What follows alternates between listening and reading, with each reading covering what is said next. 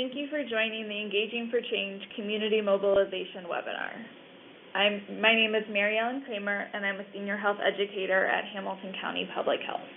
And today we're going to talk through different community engagement strategies and why it's important to look at community engagement and to involve others within your community as a part of the WeTHRIVEI initiative.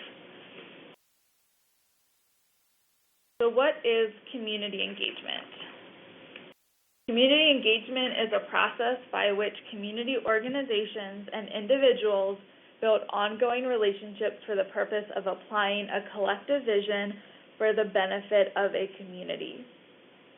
So really trying to get everyone together to help address the health issue, be it what your WeTHRIVEI team is working on, something that the fire department or school or church is working on, but getting everyone together and building those ongoing relationships. So part of community engagement is community mobilization.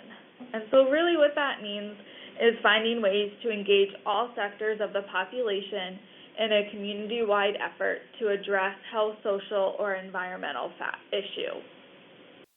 A critical element of community engagement and mobilization is empowerment.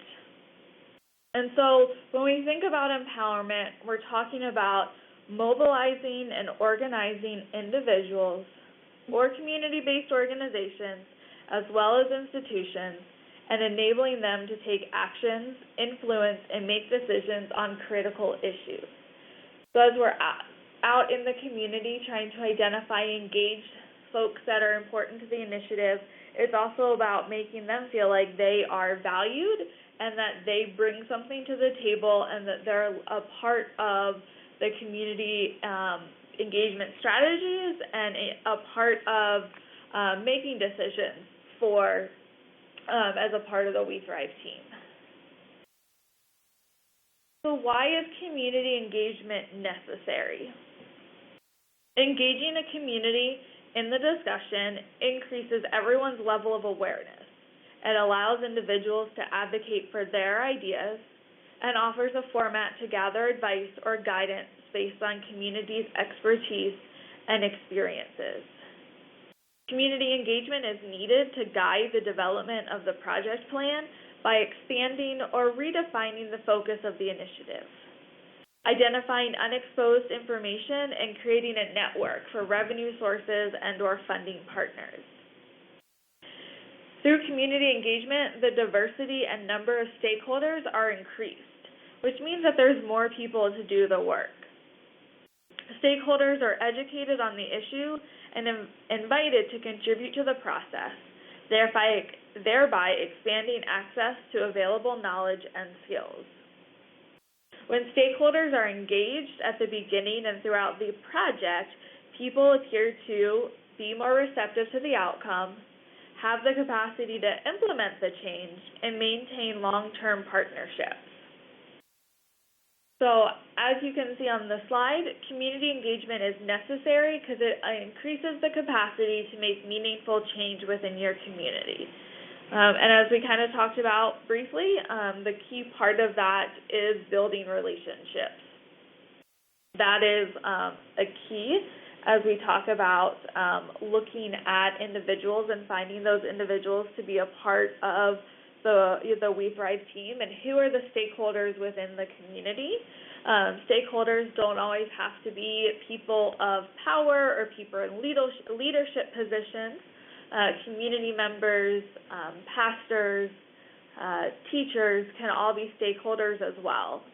Everyone is an expert in something related to their community, and it's finding what they're an expert in and utilizing their expertise to help benefit the community and to help enhance the initiative. So we're going to talk a little bit about how to engage the community.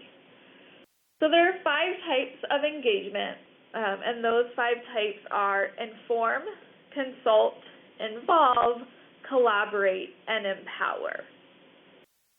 As you move through the spectrum from left to right, inform through empower, there's a corresponding increase in expectation for public participation and impact. In simply informing stakeholders, there is no expectation of receiving feedback, and consequently, there is a low level of public impact. At the other end of the spectrum, empowering stakeholders to make decisions implies an increase in expectations and therefore an increased level of public impact. You want to inspire other community members, businesses, churches, schools, child care centers to get involved, but also to help in ways that you never imagined. And that's really, I think, the exciting part about community engagement is that you're bringing people to the table who have knowledge and expertise in different avenues, and so you're able to create partnerships and take the We Thrive initiative with you and your team to ways and do things that you never imagined were possible. People are going to want to be engaged at different levels, and that's kind of what these 5 types of engagement are about. There are some individuals who just want to be informed. They want to be kept up to date. They want to know what's going on. You're not going to get a whole lot from those individuals. They might come to a meeting, they might provide some feedback, but really they just want to stay informed and know what's going on. As you kind of move through and look at consult and involve, those are folks who want to share their knowledge and expertise, but then also want to, maybe help develop the action plan or help implement a strategy within your action plan.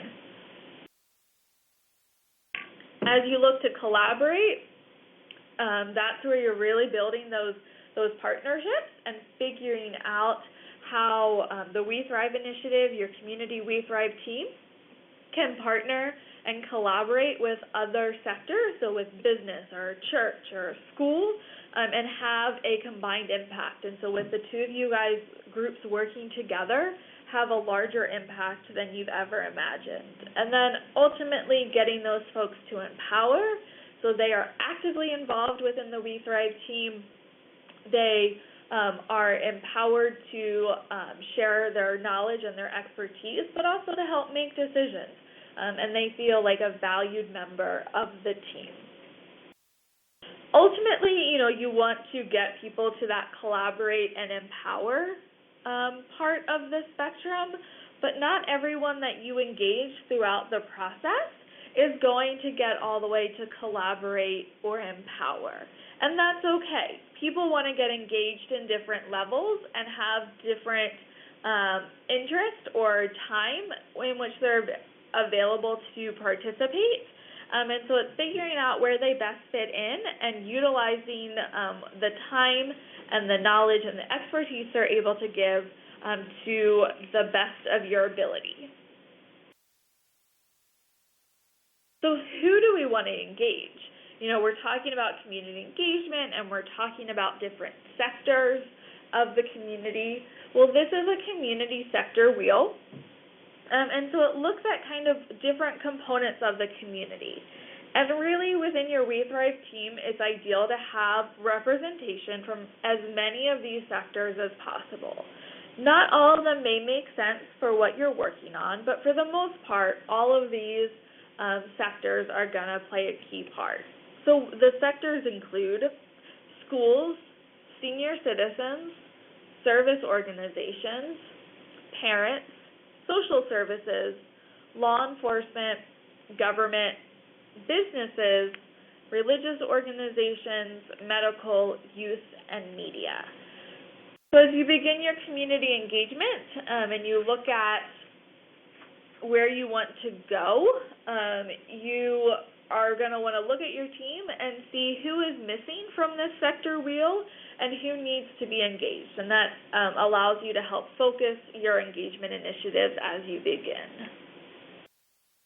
So what are some key steps for community engagement? You want to have a clear and specific goal and vision for your community engagement efforts. So as a We Thrive team, what is our goal for 2017? What is our goal for the next 6 months? Are we trying to engage 2 new team members? Are we trying to engage a business partner to help with funding? And being very clear in terms of what those community engagement efforts are going to look like. Get to know all aspects of the community, including the formal and informal relationship. Becoming knowledgeable about the community's culture, economic conditions, social networks, political and power structures, norms and values, demographic trends, history, and experience with efforts by outside groups to engage it in various programs. Learn about the community's perceptions of those initiating the engagement activities. So for your WeThrive team, you guys are a part of the community, and you probably know most of what I just mentioned in terms of becoming knowledgeable about it. But if you're an outside partner trying to engage that community for the first time, it's really important to go through and understand some of that history of the community, as well as the community's perceptions about who's leading the engagement effort. This is important too for a WeThrive team. So if the WeThrive team is being led by the government within that community, there could be some people who aren't thrilled with the government or have had bad experiences with the governing body within that community. And so it's important to be aware of those perceptions so that you can, once you identify them, you're able to address them in some of your recruitment messages. It's important to learn as much about the community as possible through both qualitative, so that's, kind of getting feedback and talking to people, as well as quantitative methods. So quantitative is more of your surveys and having hard numbers, and from as many sources as possible. And so even if you are a part of the community and your WeThrive team is in the community, think about what sections of the community you may not know a lot about, and try to learn as much as you can about that group. So if you're trying to engage the Hispanic population or the West African population within your community, it's important to really become knowledgeable about that community, the values, and that culture, so that you're able to identify any concerns they might have and modify your recruitment messages to that population.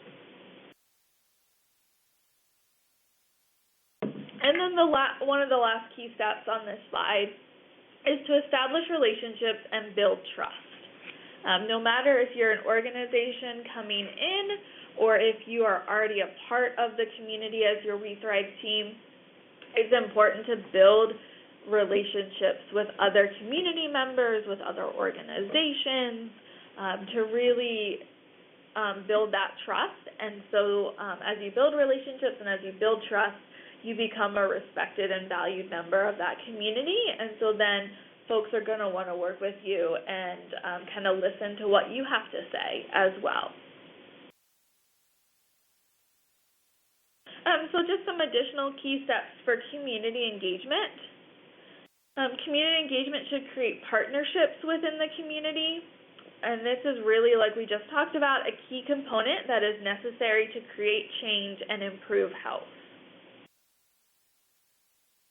Awareness and respect of the diversity within the community must be recognized, and community engagement is sustained by mobilizing the community's assets.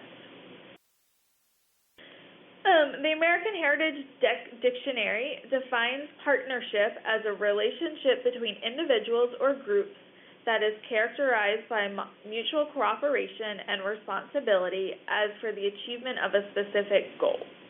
So really, it's any two people, two organizations working together to achieve a common goal. As we look at awareness and respect of the diversity within the community, awareness of various cultures of the community and other factors affecting diversity must be paramount in planning, designing, and implementing approaches to engage the community. Diversity may be related to economic, educational, employment, or health status, as well as differences in culture, language, race, ethnicity, age, gender, mobility, literacy, or personal interest. Community engagement can only be sustained by identifying and mobilizing community assets and strengths, and by developing the community's capacity and resources to make decisions and take action. Community members and organizations should be viewed as resources to bring about change and take action. Organizations that wish to engage a community, as well as individuals seeking to affect change, must be prepared to release control of actions or interventions to the community and be flexible enough to meet its changing needs. Engaging the community is ultimately about facilitating community-driven action. Community collaboration requires long-term commitment by the engaging organization and its partners. Community participation and mobilization needs nurturing over the long term, and it's kind of always an ongoing effort. Community engagement is never truly over. And I think one of the other key parts that was talked about is that diversity. Diversity is important. You want to have representation from the entire community. And, diversity is not just race. But it's all of those factors that I just talked about. So how do you go about engaging the community? Well, where you want to start is to develop a plan. You want to develop a plan that considers the role of the community member. What are they actually going to do within the WeThrive team? What are you asking them to do?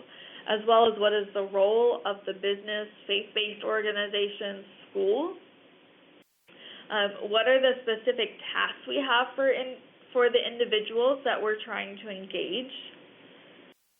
What is the time frame that we're asking them to commit to, and how will we communicate with the individuals? Having a clear purpose of the engagement effort goal and the population or individuals you want to engage are critical.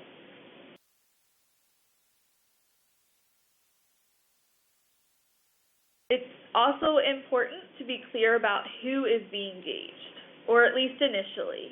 Is it a community? Is it all of the residents within those communities? Or are we looking at a specific racial or ethnic group, or income-specific population, or an age group such as youth?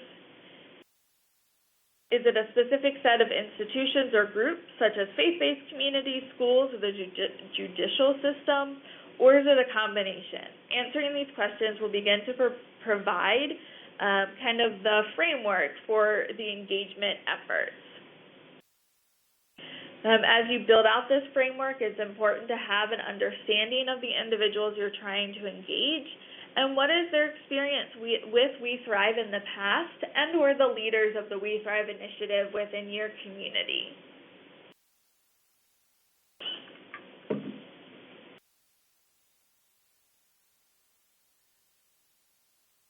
So now we're going that kind of provides an overview and a framework of developing this plan and guideline as we engage the community.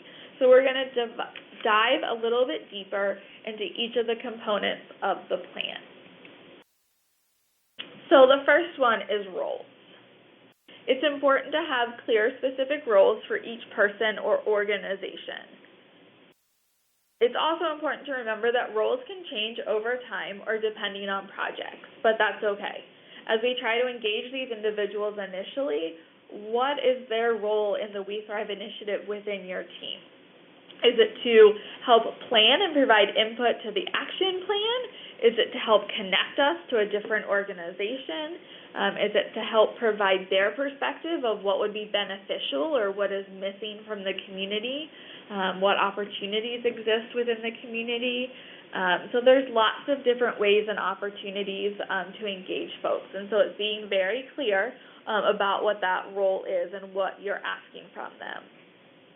As much as possible, you want to match the interests or the skills of the folks you're trying to engage to the specific task. So as you're engaging folks and you've told them, we want you to help us implement our action plan. We have, different strategies. We're going to work on physical activity. We're going to work on education. We're going to work on healthy eating. And if someone says, well, I really feel strongly about education, then connect them or have them work on those specific activities so that their passion lines up to what they're working on within the WeThrive team. And then as you're engaging them and kind of have brought them on board, you want to build capacity of those community members. So you can provide training yourself as you're, training and bringing them up to speed of the WeThrive initiative in their community that you're working on. You could be training them on the action plan, or you can bring a partner on for on-site training. Through the WeThrive initiative, there is the capacity building training and training at the various learning collaborative opportunities and all of the various webinars. So that's another resource for you to help train the community members, is to encourage them to go back and listen to webinars that we've been recorded that are on relevant topics to what the work they are doing to help support the WeThrive initiatives within the community.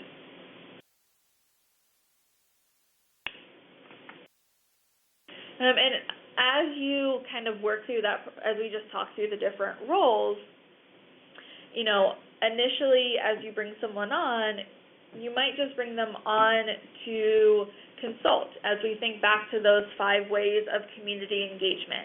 And then as you match up their interests and as you do the training and get them to see the benefits of the work and really get them connected and linking their passions to the WeThrive initiative, you'll help move them through those 5 steps so that they end up at Empower.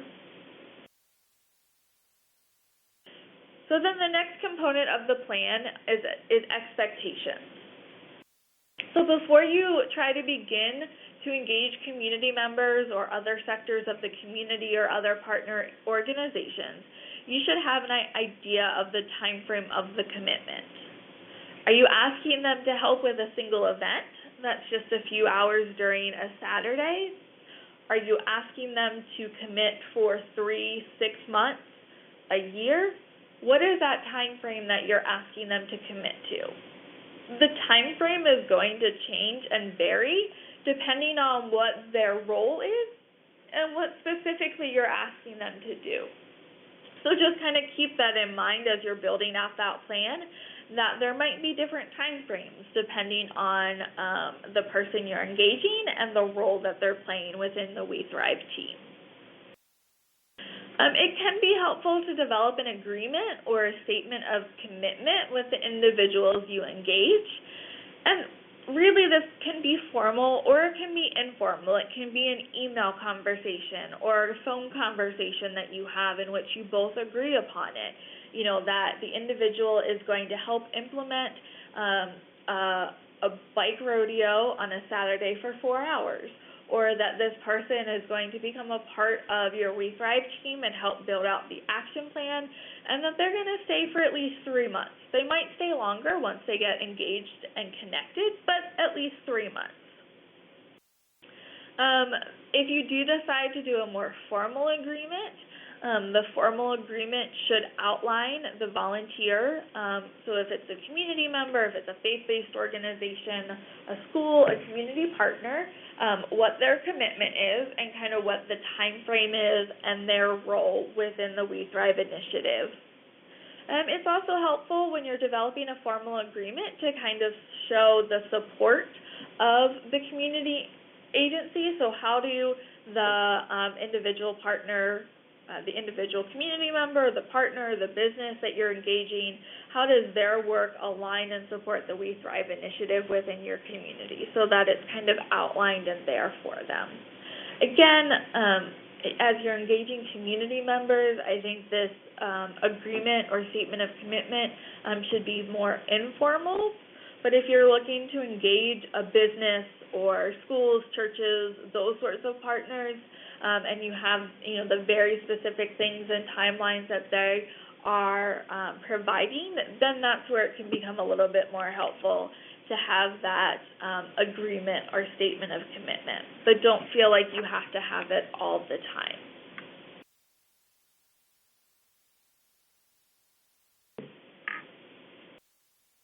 So the next part of the community engagement plan that you should be thinking through and kind of developing is communication. So there are 3 areas of communication that you should kind of think of and consider as you're beginning to engage community members. So the first kind of area is before. How are you going to communicate with these individuals or businesses or schools that you're trying to engage before you actually engage them? Are you going to send letters out? Are you doing social media? Do you have email addresses? Are you hosting recruitment events and kind of having WeThrive information out at other community events so that you can recruit them and engage them? But then what is those resources or flyers or handouts that you're giving to them that explains the WeThrive initiative in your community or explains what you are asking them or what support you may need? So what does that communication look like? The second area is during. How are you going to communicate with them throughout the project or throughout the time frame that they're engaged? Are you keeping them updated weekly? Are they sharing back to you kind of their progress and updates? Is it emails, phone conversations? Are they expected to come to your WeThrive team meetings to be able to share resources and provide updates? So what does that communication look like? And it may look very different depending on the individual or the group that you're engaging. If you have engaged some senior adults, you may not be using email to communicate with them during the project. You may be using regular mail and or phone conversations, whereas maybe if you were engaging with youth, they do have email addresses and access to a computer that you decide that utilizing email is a better fit. And then the last area of communication to consider is after. How will you thank them for their help and or encourage them to help again?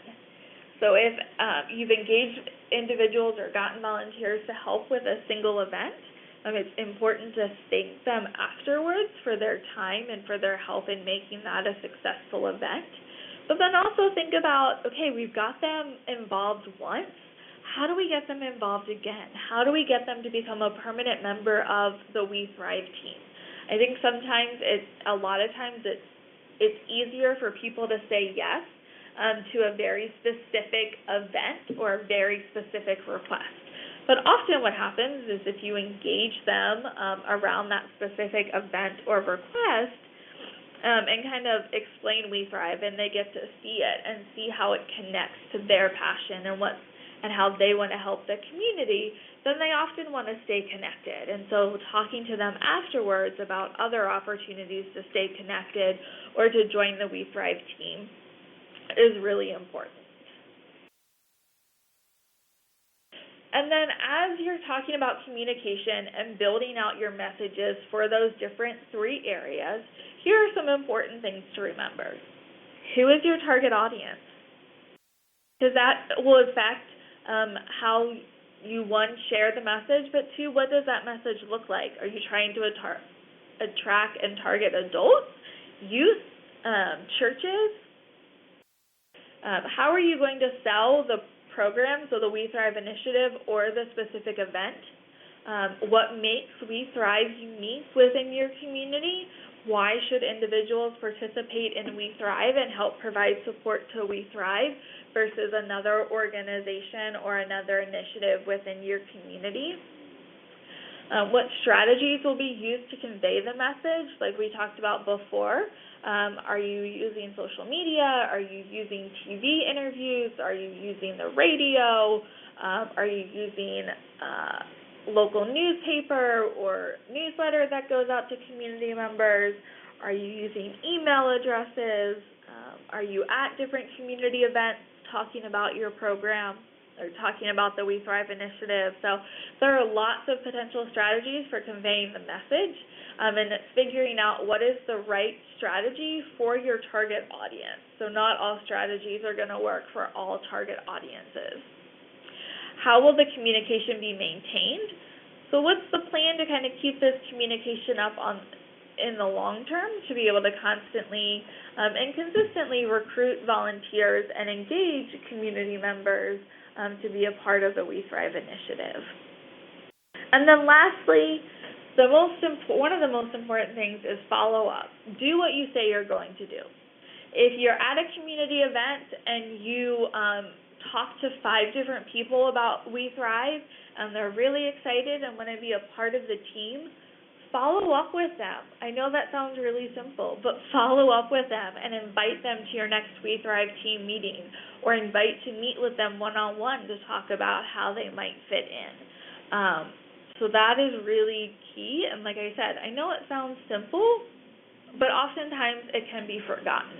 Intentionally, not intentionally, we get busy afterwards and we may forget to do that follow-up, but if we want to keep folks engaged and get folks engaged, follow-up is key.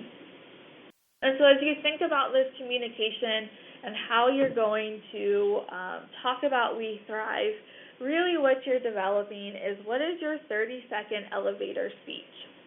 If you were in the elevator with someone and you were trying to get them engaged in We Thrive, what would you say? You have 30 seconds to briefly explain what We Thrive is, what your We Thrive is doing within your community, and why that person should get involved. It's really helpful to write out your elevator speech ahead of time and try to remember the key points. You don't have to memorize it word for word, but kind of remember those kind of key points of your elevator speech, so that if you have the opportunity to talk to someone about it, you have that already prepared and ready to go. So as we talk about engaging community members, you're really trying to recruit community members to be a part of the We Thrive initiative in your community and to help in various aspects of the We Thrive initiative. So recruiting is getting the right person in the right job with the right skill sets at the right time.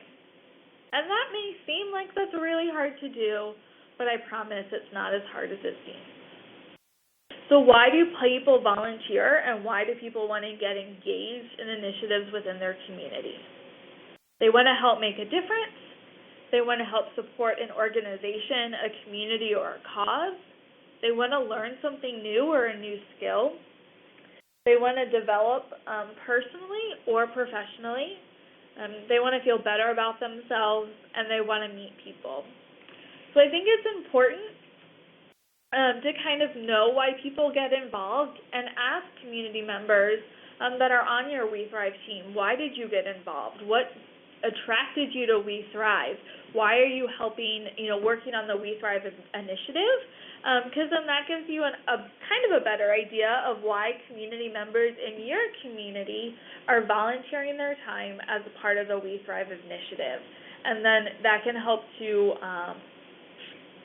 refine, or kind of as you're developing your messaging, developing messages that hit at why folks volunteer, so they feel like there's a connection to that message.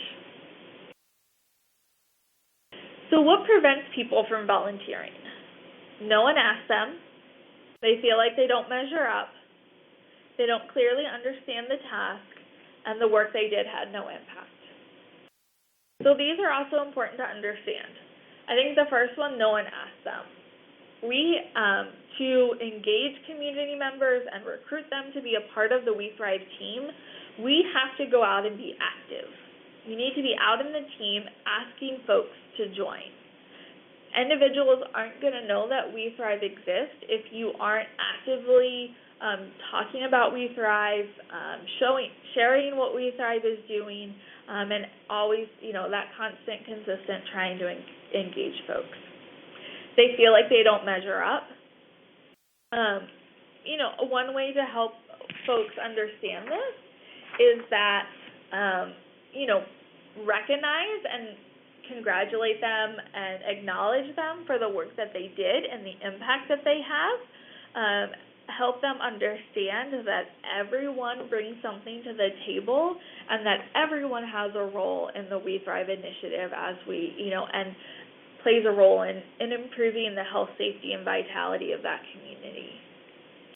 They don't clearly understand the task. It goes back to in the beginning when we talked about having very clear and specific tasks or reasons for folks to join the We Thrive team. But it also kind of hints at that as you are engaging new community members, be it to join the team, to help with a single event, to help with an action plan, it's important to follow up with them and make sure that they understand what that you're asking them to do. It helps them then make sure that, reassure themselves that they are doing what is needed and that they are being helpful. And then they feel, some people don't volunteer because they feel like the work they did had no impact. This goes back to recognizing them and helping them see the impact that their work has on the We Thrive initiative within the community at the broader scale, or how the work that they did is impacting the health, safety, and vitality of that community. And that sometimes can be hard because if we're doing a single event, or if you're recruiting folks to help with the action plan, they may not be able to see that larger impact. So it's up to you as the individual that is engaging and recruiting these community members to help them see the impact that they are having.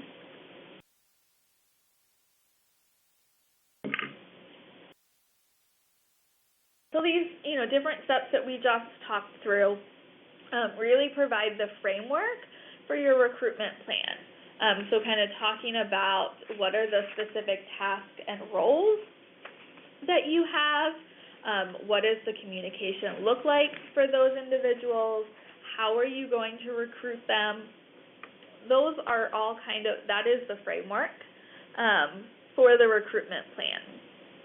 So developing a plan clearly lays out how community members will be engaged. It identifies what strategies are going to be used to identify the volunteers and potentially has different strategies listed for the different groups or individuals that you might be targeting to volunteer. Depending on the job, the strategies used to recruit volunteers or to engage the community members can change. And as you're thinking about the strategies, it's important to think about who are you going to target with the recruitment materials, because that will help kind of provide the framework for developing the recruitment materials. Things you've identified in the previous steps play a key role in your recruitment plan. You're not starting over, reinventing the wheel and developing this plan. This plan is truly just kind of putting all those pieces together so that you have it written out. It doesn't have to be this big formal plan, but really it's just an overview and outline of how are you going to engage people within your community to help support the We Thrive initiative. What are the specific tasks and roles that are needed within your community and within the We Thrive team? Who are the individuals that are missing from the table that we need to bring to the table? How are we going to recruit or engage those individuals? What is their passion, and how do we connect that passion to the We Thrive initiative? How are we going to sell We Thrive? What is that 30-second elevator speech that you've created? And so these are all different things. Those are all the questions that we just talked about in the previous slides that go into your recruitment plan. And so if your plan is just kind of outlining the answers to those questions, then you have a plan and you have thought about it. And that's really, I think, what people often don't do, or the missing piece, is they haven't thought through recruiting and how are they going to engage. They just kind of go out and start talking about We Thrive, or going to different businesses or organizations, and that's great, and it's a great way to get We Thrive out there, but sometimes we need to be a little bit more strategic in how we engage individuals and how we get them to help become a part of the We Thrive team, and that's really what the recruitment plan is outlining for you.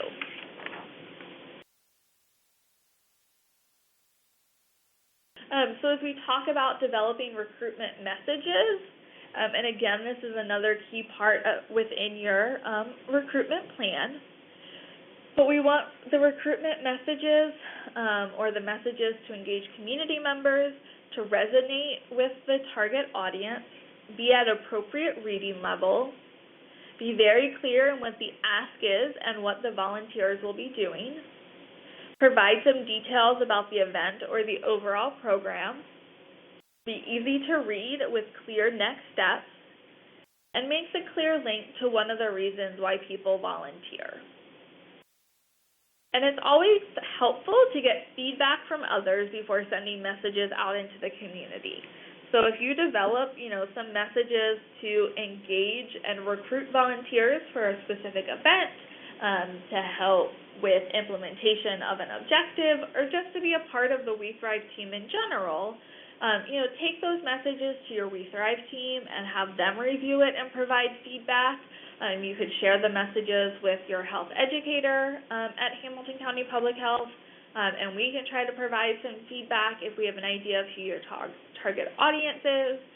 If you know someone who is your target audience, share the message with them and see if they clearly understand what the ask is, if they can read it, if it makes sense to them, and then make tweaks as needed to the recruitment messages.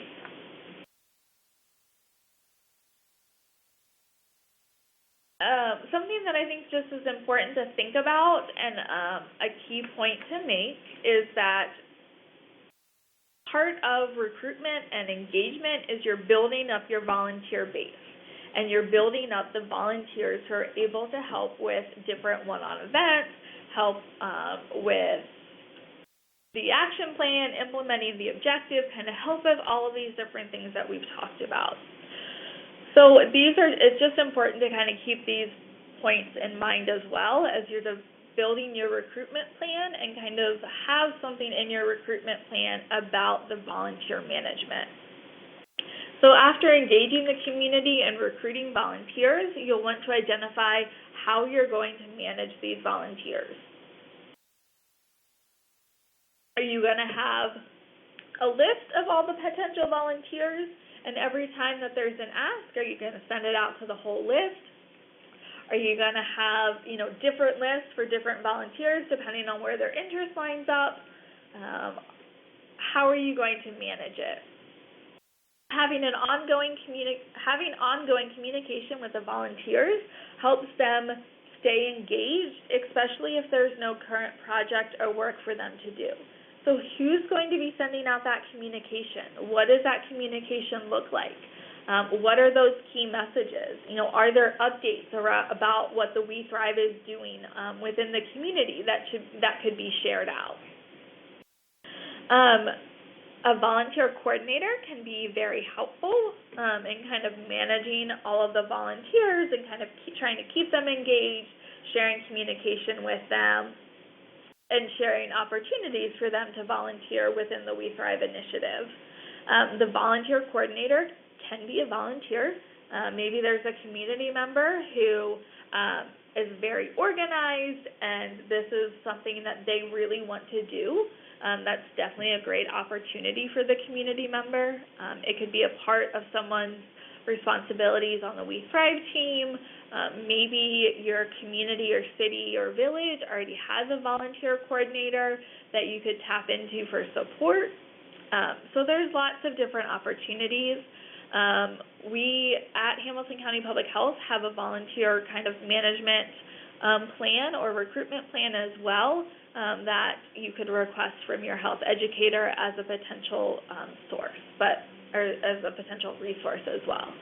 I do want to say, don't let volunteer management scare you from doing community engagement, because it's important to be out and engaging the community and having diverse stakeholders at your team meetings as you're planning and developing the action plans. It's just something to kind of have in the back of your mind as you're beginning to engage community members about how you're going to kind of manage all of those folks who want to participate, because everyone is going to want to participate in the WeTHRIVEI initiative, or that's the ultimate goal within the community, because we know how awesome the WeTHRIVEI initiative is. So just something to keep in mind. It was something that we felt was important and just wanted to make a point of it within this presentation so that you would be aware of that as well. And then as we kind of talk about sustaining engagement, you've heard me say multiple times that engagement is an ongoing process. WeTHRIVE is not a one-time thing. WeTHRIVE is a continuous initiative within the community. And so the focus of the WeTHRIVE team may shift over years. Projects that are working on may shift and change. The target audience, or maybe the individuals who have or need the most help, the target audience may shift. And so as those changes happen, engagement is you're going to want to continue to do community engagement. Always keep community members who have volunteered or have been engaged informed. So again, that goes back to what is that ongoing communication. Allow volunteers to provide feedback about their experience and address any concerns that they may have. Again, that recognition, thank you of all volunteers, community members, partners, etc. It helps individuals realize that the work that they're doing is valued and that someone appreciates the time and energy that they're putting in to help support the WeTHRIVE initiative.